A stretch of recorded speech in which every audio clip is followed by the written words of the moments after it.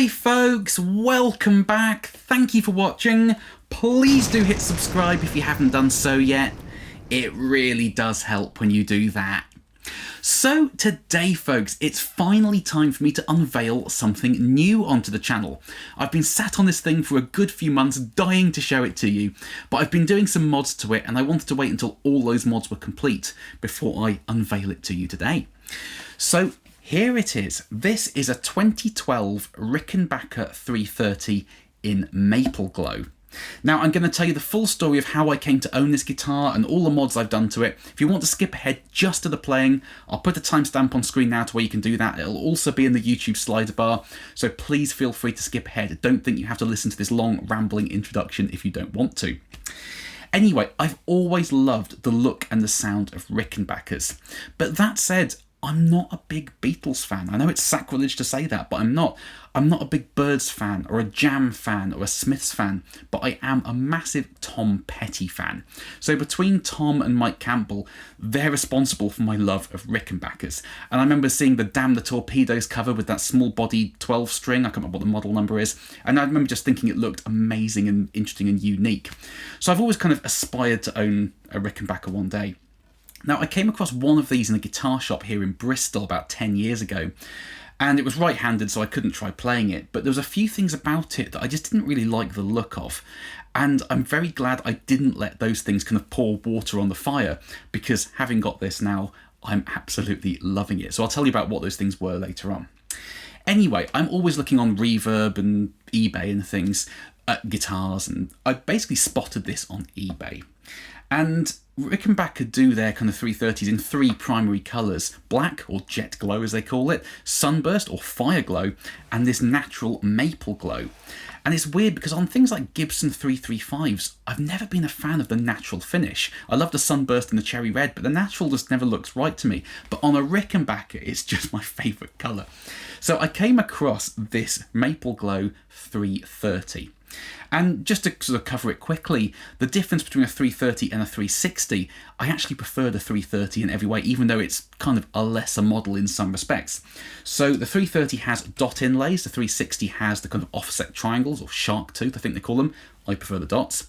The 360 is a more rounded, smaller body shape. The 330 is bigger and more angular. I prefer this shape. The 360 has binding around the back edge, the 330 doesn't. I'm not that fussed about binding.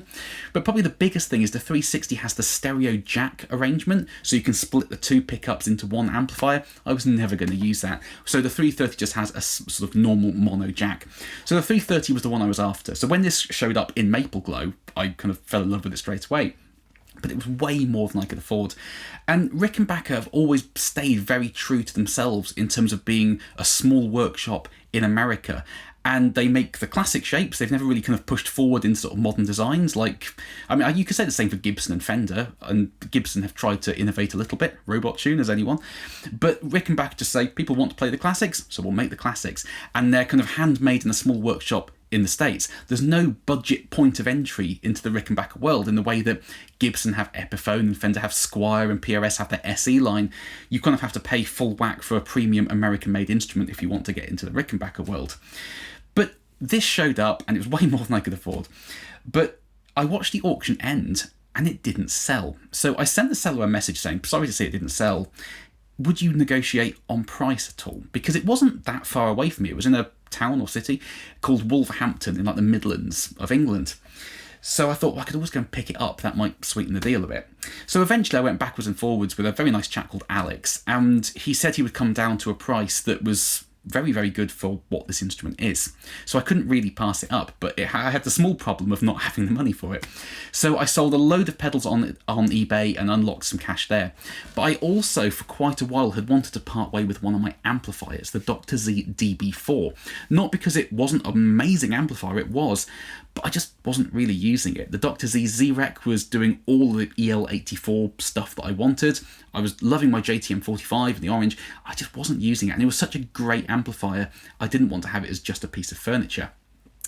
So with the money I got from the pedals, and if I could sell the amplifier, I could just about afford this guitar. So what I eventually did was I got in touch with a shop here in the UK, or a chain of shops called GuitarGuitar, which if you live in the UK, you'll have almost certainly come across. And it was them that I bought the Dr Z from originally. So I said to them, like, would you be interested in buying it back? And eventually we negotiated the price. It was a pretty decent price considering they take the risk and need to make some money on it too. But with that, and the pedal money, I could just about afford this guitar. So what I did was I drove the DB4 to the GuitarGuitar shop in Birmingham, did the deal, left it sat in the corner looking very sad, which was a bit depressing to see, but hopefully it's gone to a nice new home. And that evening I drove a little bit further up to Wolverhampton, met with this very nice chap called Alex, looked at this guitar, gave him the cash, and drove it home to Bristol. So that's how I came to own this thing. So I'm going to put a picture on screen now of what this guitar was in its completely stock form, and you'll see kind of some of the mods I've done straight away just by comparing the two. So the main mods I've done are to the electronics. So Rickenbacker nowadays use 330k pots all round, and there was a fifth knob on this as well, that was 330k too. I assume they have 330k pots made because I don't think I've ever seen them for sale anywhere. But back in the day, it's very hard to find a vintage correct wiring diagram for a Rickenbacker. Nobody's ever seemed to have drawn one up, aside from Gemini pickups in New York. So big credit to them for putting the diagram you're looking at now together. So rather than the 330 pots, they used 250k log pots for the volumes and 500k linear pots for the tones. So the first mod I did was swapping the pots around. So I've got some 280k log pots for the volumes, the VI pots that I use in most of my guitars. And for the 500k linear pots, I had some of the nostalgic Centralab pots here, which were 500k linear taper. So it made sense to use those, but they were long shaft pots. So in conjunction with Taylor, who sent the pots over to me, I rehoused them into some short solid shaft enclosures, and they're now in this guitar for the tones. So I've made videos of all these mods, and I'm going to release them kind of every month going forward from now. So you will see all of this and the difference these mods make. But that was the first one I did. The second was back in kind of the late 50s through to about 1970. It's not very well documented when this stopped. Rickenbacker wired a capacitor onto the output of the bridge pickup. Now, Rickenbackers are wired quite differently from Gibsons. Gibsons have the pickup wired to the volume pot goes to the switch, and the switch goes to the jack. On Rickenbackers, the pickup is wired to the switch, which goes to the volume pot, and it's summed together to the jack. So it's kind of backwards. Positives and negatives of both. On a Rickenbacker, in the middle pickup position, the volume controls just control the individual pickups. It doesn't, you know, on the Gibson, if you turn the volume down to 0, it cuts the whole guitar. You don't get that. If you turn the volume of the neck pickup down in the middle pickup position, you still get 100% of the bridge. So that's quite cool. But the sort of negative is the guitar is never fully earthed out. So you know when you take your hands off a guitar and it buzzes, and then you touch any metal component and it stops? If you turn the volume down to 0 and take your hands off, it will still buzz. It's never fully earthed. But, you know, as I said, positives and negatives of both. But that capacitor they had on the output of the switch on the bridge pickup side, when we come across capacitors in guitar tone circuits, usually it's linked to the tone knob. And when you roll the tone knob down, the capacitor acts as a low pass filter. So it shelves off high end and the guitar sounds really muffled. But when you use a capacitor in series, it basically has the opposite effect, and it acts as a high-pass filter, and it dumps a fixed amount of low end to ground, depending on the value of the capacitor. So that capacitor kind of thinned out the bridge pickup and made it sound very kind of filtered and almost like an AM radio. But if you listen to lots of those old-school chimey Rickenbacker sounds, that was the sound. It's not for everybody. Some people like it, some people don't. But that's what those vintage Rickenbackers were.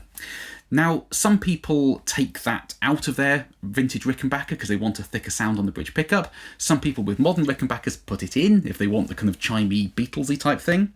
But what a lot of people do is they put that on a push-pull pot, so you can have the best of both worlds. Now, I really don't like push-pull pots, but what I decided to do was ditch the fifth knob, the so-called blend control, I'll tell you why in a minute, and put a two-way toggle switch in here with that capacitor wired onto it. So now I can have the bridge pickup kind of just straight through the tone controls and the volume controls, or I can engage that capacitor and thin it out. So I've got the best of both worlds there. It was a nightmare to find a two-way toggle switch that fits in a CTS-sized hole. They just don't really seem to make them. Mini toggles for pedals are everywhere, but a big one, it took a lot of finding, but I eventually got there. Now, the third mod I did was I swapped out the stock Rickenbacker bridge for this Mastery bridge. And that's quite an interesting video you'll see in a few months. They sound pretty much the same, but the Mastery is just better designed and more comfortable. So it's more rounded, so if you take the plate off the bridge and you want to get better palm muting, the stock Rickenbacker bridge had really pointy saddles that just rip flesh out of your hand, whereas the Mastery is just more kind of rounded and machined. It also locks onto the base plate, so when you change the strings it doesn't fall off. So that was, has a very subtle tonal effect. It's a little bit brighter than the stock bridge, but it's more the kind of practicalities that are the selling point of that. And the fourth mod I did was, of course, swapping out the pickups. And also, I should say, I've put these old school Capri-style knobs on. Shout out to Ricky Sounds here in the UK for commissioning these, because most Rickenbacker kind of Capri-style bakelite knobs are brown with a gold diamond, whereas Ricky Sounds commissioned these from the same manufacturer, and they're black with a silver diamond, which just works with the colour scheme of this guitar so much better. So shout out to Ricky Sounds for these. Now, the pickups, the stock high gain pickups in here, they sounded absolutely fine, but they are quite a high DC resistance. They're quite dark, and they also use a ceramic magnet, and how much that plays into it or not, I'm not sure. But to me, it sounded a little bit too much like a Telecaster, to be honest. It was sort of darker up top, had quite a sort of spiky upper mid-range to it. Whereas I love the old school chimey, jangly sort of 60s Rickenbacker sound. So I got on the waiting list for a set of these, which are toaster pickups made by the Creamery here in the UK. And these have 6 Alnico poles rather than a ceramic bar magnet. And they just have that top end there, the jangle, the chime, all the good stuff that I love from a Rickenbacker. The high gain pickups are absolutely fine, but I just prefer these. But the stock Rickenbacker pickups are identical components, and they've always done that since the very early days. And the end result of that is the neck pickup sounds a lot louder than the bridge because there's more lateral movement here than there is right next to the saddles. So that's where the fifth blend control came into it, because what that does is it adds a resistance onto the output of the neck pickup. So it brings the volume of the neck down more in line with the bridge, and you can then use the other 4 controls like you would on any other guitar. But these Creamery toasters are made as a balanced set, so the bridge is slightly hotter in terms of DC than the neck. So the problem that the fifth blend control existed to combat wasn't going to exist anymore. So that's why I took that out and put the switch in rather than using a push-pull pot for that capacitor. But it now has a set of nice jangly toasters. So that's pretty much what I've done to it to take it to this point, folks. And it now sounds absolutely glorious. It has that kind of jangly, Beatlesy type thing, and I'm just really enjoying playing it.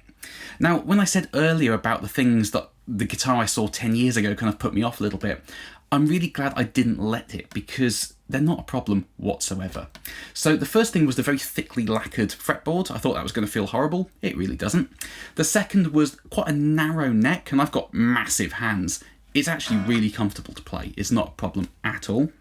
And the third thing was the cover on the bridge. Now, little did I know back then you can remove the cover should you want to. I didn't figure that one out.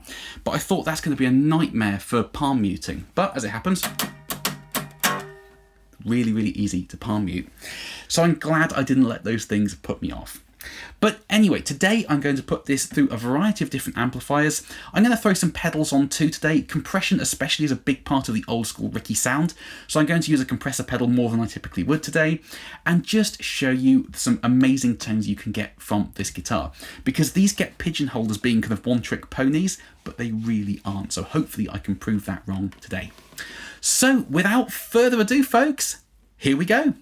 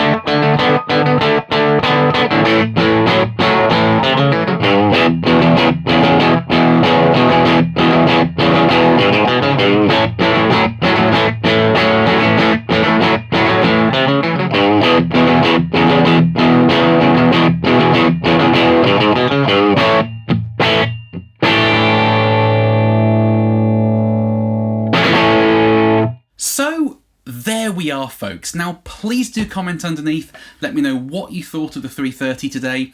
I love chatting nerdy guitar stuff with you folks down in the comment section. But for me, I just love how this thing sounds, and it's so fun to play. The top end is pristine, yet it really barks when you want it to, and having that high pass capacitor on the toggle switch really does give me the best of both worlds, old and slightly less old. But as well as the kind of clean strummy thing, I did include quite a few clips today of me playing this guitar with gain, because there's a real stereotype around Rickenbackers that they're one-trick ponies. They're only good for the clean, strummy jangle. They're useless for everything else. But it really isn't true, and hopefully the sounds you heard today kind of prove that. So just to kind of prove the point even further, let's play some funk.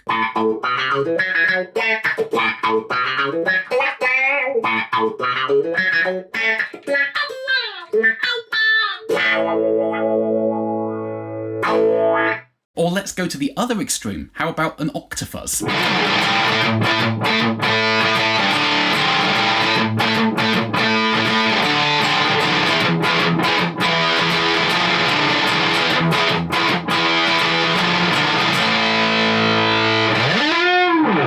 So you can play any style of music on any guitar if your attitude is right. You don't have to listen to people on internet forums. And playing a Rickenbacker for rock music is no more weird than Malcolm Young being the powerhouse of AC/DC playing a Gretsch with a 4K Filtertron in it, or Biffy Clyro playing through a Boss Metal Zone with a vintage Strat. It's no more weird than that, and it really does sound astonishingly good with gain, this guitar, so that's why I included so much gainy playing today. But as always folks, those are just my thoughts. Please do let me know yours down in the comment section. I love getting your opinions on all this sort of stuff. So thank you for watching folks, I hope this video was interesting and useful for you. You're going to be seeing this guitar a lot more on the channel going forward. Please do carry on subscribing. I know I always say it, but it makes a huge difference when you hit subscribe. And I will see you very, very soon. Bye-bye.